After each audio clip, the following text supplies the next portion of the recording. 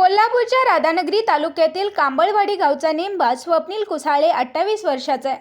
नाशिकच्या क्रीडा प्रबोधिनीतून त्यानं नेमबाजीचे प्राथमिक धडे गिरवले आहेत आणि तो पुण्याच्या रेल्वे सेवेत आहे. 50 मीटर एअर रायफल नेमबाजीमध्ये तो आता 1 ऑगस्टला पदकासाठी खेळणार आहे. 2022 साली एशियन गेम्समध्ये स्वप्नीलनं सांघिक सुवर्णपदक मिळवलं होतं. तसंच स्वप्नील कुसाळे हे नाव महाराष्ट्रातल्या नेमबाजीच्या विश्वातलं नवं नाही. गेल्या 10-12 वर्षात आधी ज्युनियर आणि मग सिनियर स्तरावर स्वप्नील राष्ट्रीय आणि आंतरराष्ट्रीय स्पर्धांमध्ये खेळला आहे. पण यंदा त्यानं पहिल्यांदाच ऑलिम्पिकमध्ये प्रवेश केला आणि थेट फायनलमध्ये धडक मारली. नेमबाजीचा खेळ खर्चिक असतो. रायफल, जॅकेट यांवर खर्च करावा लागतो. एका बुलेटसाठी बरेच पैसे लागतात.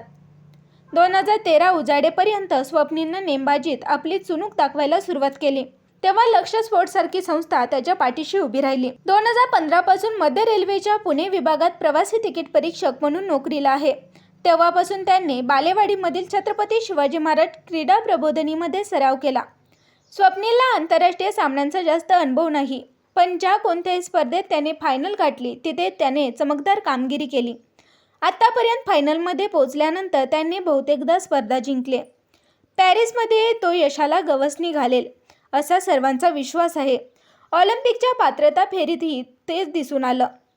अनेक चढउतारांवर मात करत स्वप्नील 7वा आला आणि त्यानं फायनलचं तिकीट पक्क केलं. स्वप्नील 50 मीटर रायफल 3 पोझिशनमधील प्रकारात ऑलिम्पिक पदकासाठी खेळणार आहे.